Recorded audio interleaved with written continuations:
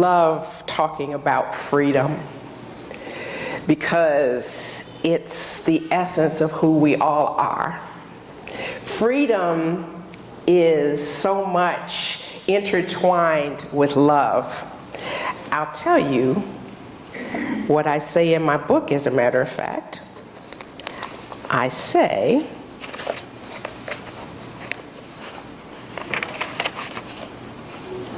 to be free requires me to cast off my chains, those thoughts that keep me bound.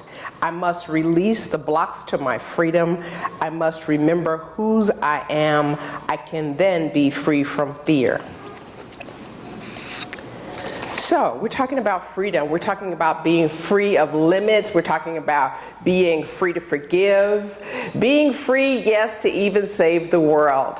And, I'll talk about what that means. It's kind of a little trite phrase when you talk about saving the world, but in terms of A Course in Miracles, I think you understand what that means, because we're freeing ourselves up from the illusions of the world being our master and the strength of our lives, and really returning to freely know who we truly are. So, what I want to tell you today is that there are ways that we can be free, and the most important way to be free is to love freely. So often we get caught up in these separation thinking that produce thoughts that keep us from being our free selves. When I think about the fact that my topic is free love, I think about the fact that yes, love is free. And I also think about the fact that love needs to be freed, because so often we keep it as something that is so sacred, and that something that is sacred doesn't need to be kept a secret. It needs to be distributed freely and easily and effortlessly. And what I've come to know about freedom is that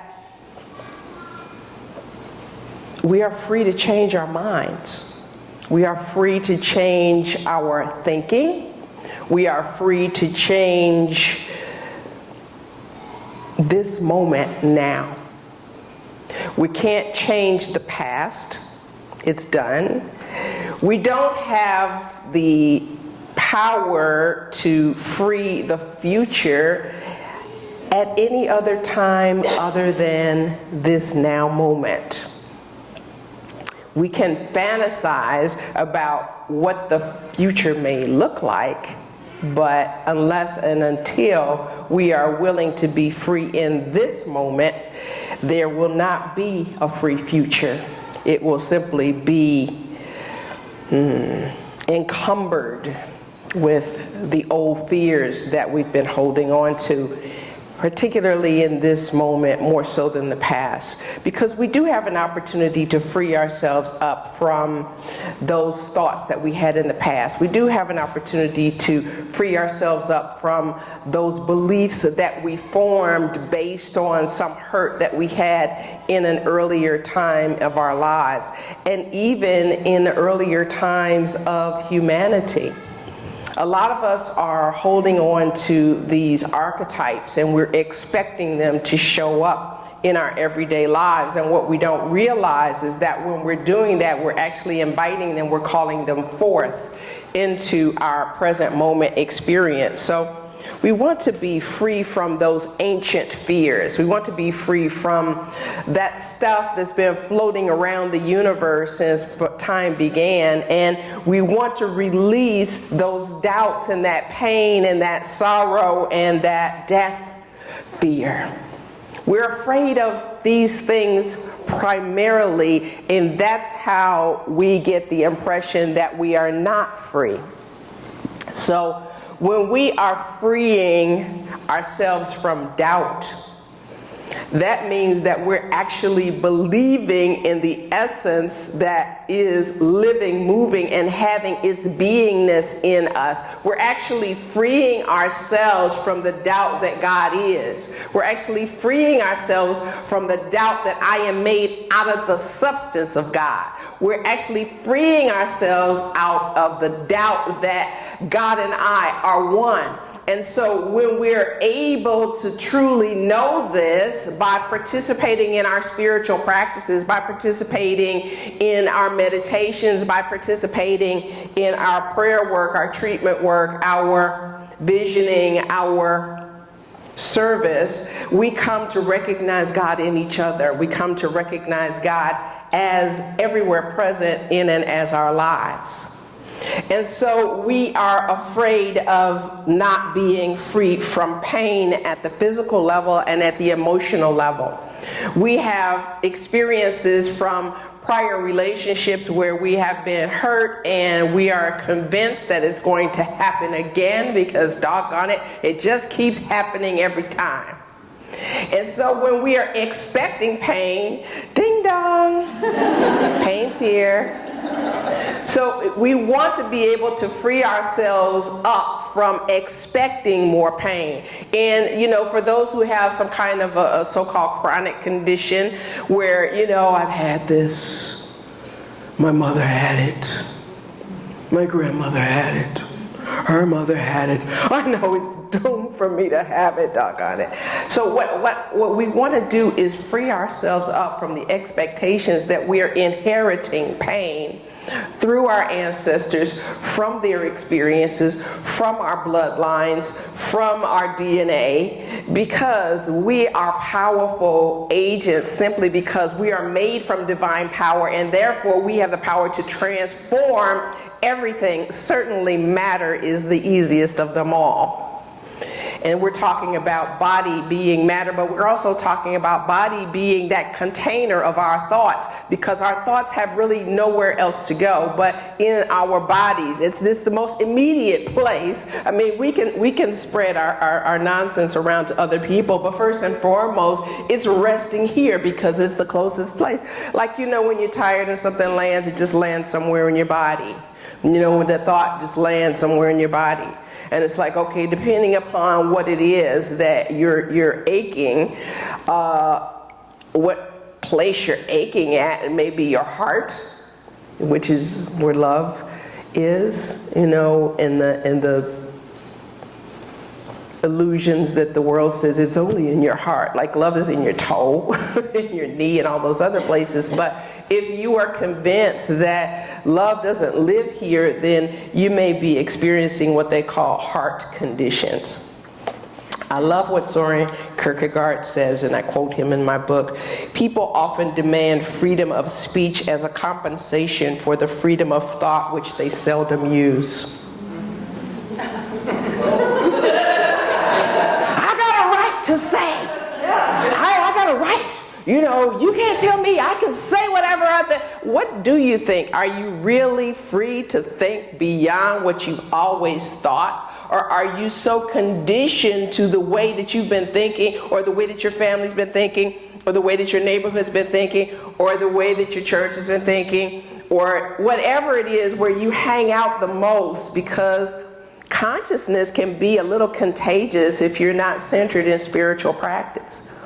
That's why my book talks about 52 weeks of spiritual practices. It doesn't really talk about it there's 52 sections of spiritual premise. There's always a practice that accompanies them. And so you get your choice to be able to find different ways in order to embody the spiritual truth that you're being introduced to or reminded of. So love is free. And freedom allows us to love freely. So that means that when we are letting go of all of these idle thoughts that we don't even think, that we're just regurgitating, so they're not active, they're just hanging around and we just pick them up because they're handy nearby. And then we free the world from all these idle thoughts, and then we realize, wow, Why did I give the world all of this power over me? Why did I think that I was subject to or slave to something that is truly the result of a lot of stinking thinking? I mean, really, you have to think about how people come into their awareness. I was looking at something online the other day, and it was about King Arthur, and you remember him, he's with the round table and everything. Well, he was being condemned, and he was going to be put to death, but he had the choice where he could give him an answer to a question and he would be able to live. And so, given the odds, King Arthur said, well, okay, give me the question, I'll go for it. You know, and the question was, how do you please a woman? Big one. Like, how do you allow for a woman to be happy? And so it's like, wow, people have been trying to figure this out for years, particularly men. Oh my God. So we talked to all kinds of people. We talked to, you know, sages and sorcerers and all these different kinds of people. And finally, he came upon this witch, and she told him that in order for him to have a woman be pleased, you've got to let her be in charge of her own life. So he goes back and he tells the guy who held him captive, and he says, yes, you're free, you can live, right? And so he went back and he thanked the witch for that information. And she said, well, you know, in exchange, you know, you have to be with me forever. And he was like, oh, okay, all right. And so all of a sudden she turns into this beautiful woman, like the most beautiful woman he's ever seen in his life. And so she says, well, look, you can have a choice. You can have the witch by day and the beautiful, sexy woman at night. Or you can have the beautiful, sexy woman by day, you can brag to your friends about her, and then you can have the witch at night. I was like, wow, what's he going to do? Who's he going to choose? Wow. So then he said, I'll let you make the decision. And when he did that, she became beautiful, and she stayed beautiful day and night. So, the moral of the story is just simply free up the people, the person in your life to be who they are, to make their own choices. You know, we sometimes get in this thing that Ram Dass calls this helping prison. You know, I'm the helper, I'm gonna save the day. A colleague of mine, whenever I see her, she lives in Ohio, I always call her Mighty Mouse, because when Katrina came, we were in the prayer ministry in Los Angeles, and she was gonna pray Katrina from happening. I'm like, oh, you Mighty Mouse, huh? So whenever I see her, I go like, or she goes like, you know. Conditions happen, but how we receive them makes all the difference. We can be freed up from whatever the condition is mentally. You know, I just got with a group yesterday from Christ Universal Temple who's starting a prison ministry, and you know, everybody kept saying, free even though you're incarcerated, free even though you're incarcerated. I'm like, you know what, the geography really doesn't matter here. I think what we're talking about here is freedom. And here's what I say in Divine Workplay. In 1776, when the framers of the Constitution of the United States of America spoke of the will of the people, they listed among their inalienable rights liberty, After a train of abuses and usurpations and suspecting a design to reduce them under absolute despotism, they rose to assert their right to freedom. Now I took those, these are quotes. I took those air quotes from the Constitution itself. So what these people were dealing with is a train of abuses and usurpations. Usurpations is like somebody purporting to have power over you. And so after a while, everybody gets tired of being abused, yes?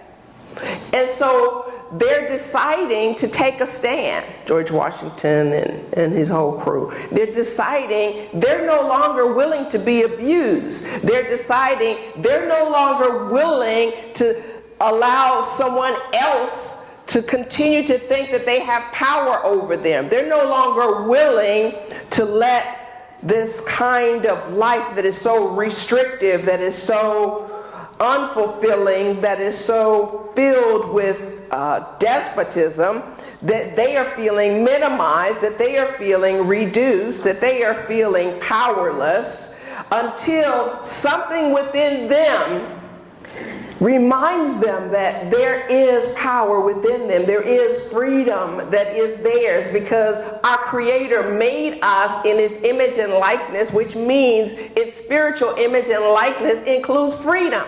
So it includes our freedom to choose. Yes. And that freedom to choose is not limited by anything that has already happened.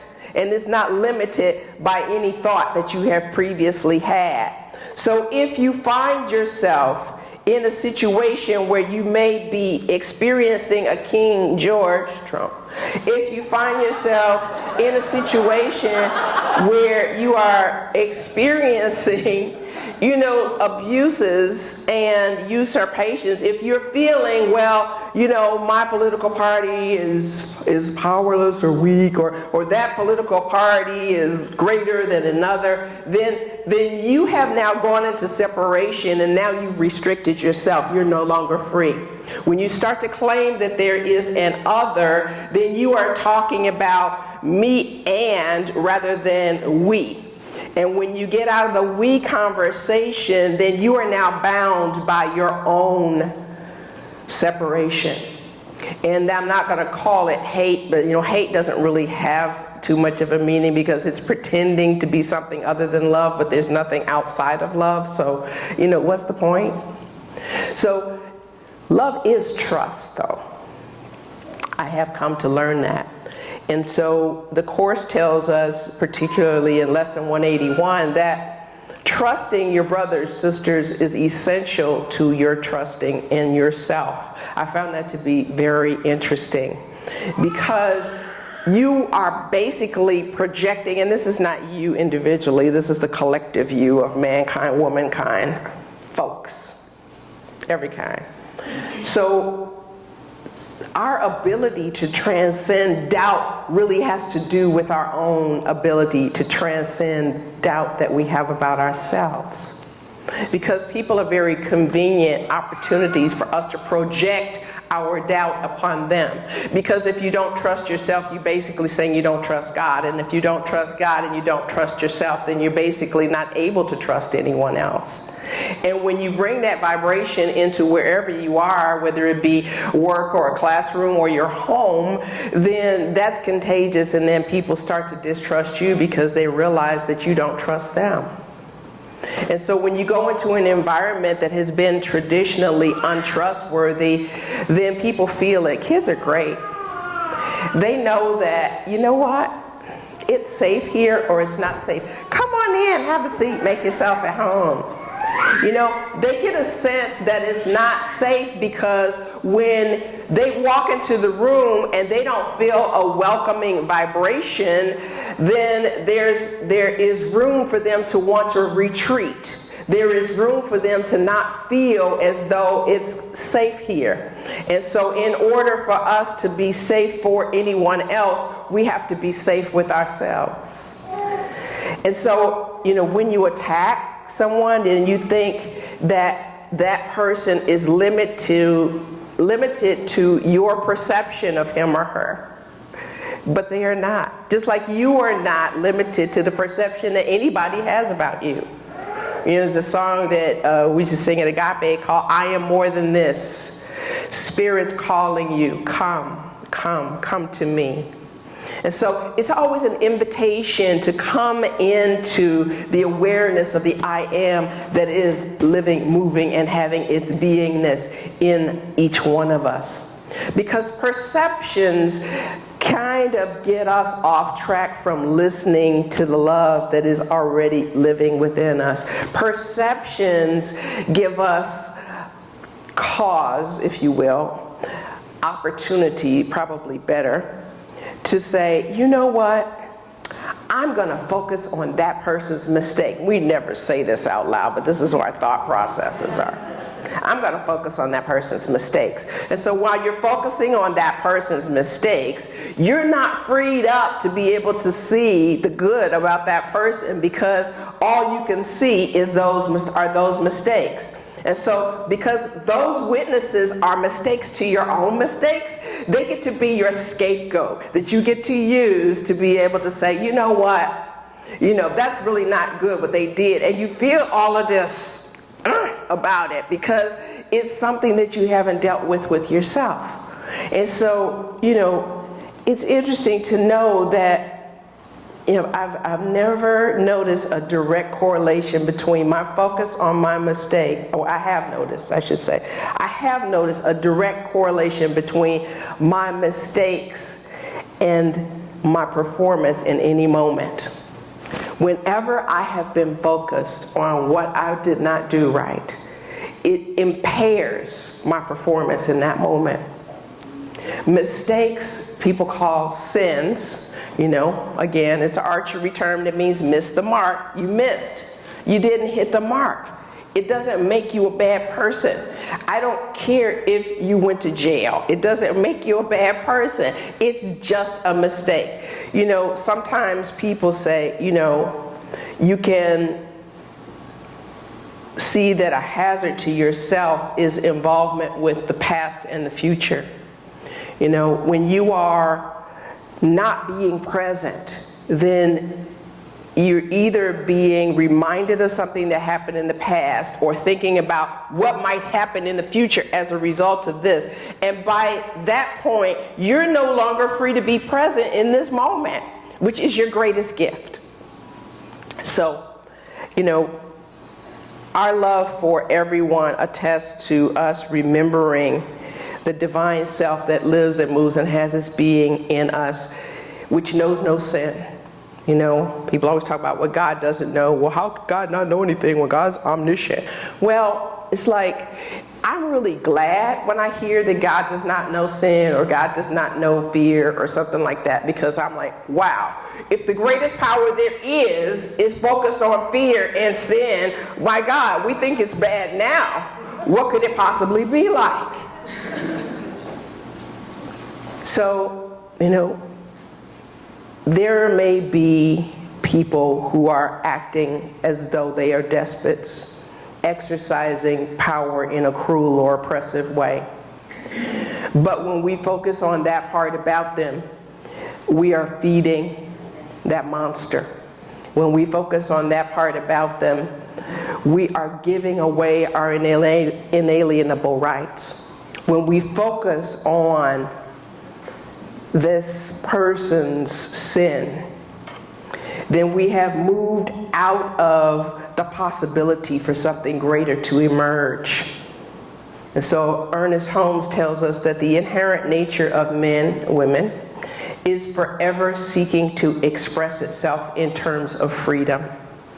So I invite us to first free ourselves so that we can be present in the moment and enjoy all of the multiple blessings that there are for us. And then we're going to be able to give everyone else an opportunity to be free in our mind, because our relationships with one another are in our minds. We don't really have relationships with human beings as much in person as we do in our minds. And so if you are feeling an inability to be freed up in any way, if you are feeling tension in your body, I invite you to practice. I invite you in this week 26 in my book to practice yoga, to allow the tension to fall away from you, to simply stretch those places in you that have never been stretched before. Allow yourself to release everything that is not serving you and to come back into a new awareness of the I am that you are, that is freed up from all that old tension, all that old angst, all those old attacks, and all those ancient memories of something that was less than your true self, something that was less than your most powerful self, something that was less than your greatest expression of spirit as you and through you. And I invite you to look at the road to freedom that lies in front of you. What I say in the book is that we are forever on a road to freedom, because that road is back to our source. If you remember the prodigal son, it appeared as though he turned away from his father. But at that very moment when it appeared that he was farthest away from his father, when he was there with the pigs and the pigs were eating better than him, he was able to have a thought about how the servants in his father's house were eating better and he couldn't even have a crumb. It is in that moment where he seemed to be farthest away from his father that he turned back to the Father and he returned to the source. The thing is, our journey is always back to the source. Every time it appears that we're walking away from God, we are actually walking back toward God. So know that you are never off course. But if you find yourself dismayed, if you find yourself troubled, then follow that course that is within you that will lead you back home where Spirit is calling you. Come, come. It's love calling, and it's free. Take it.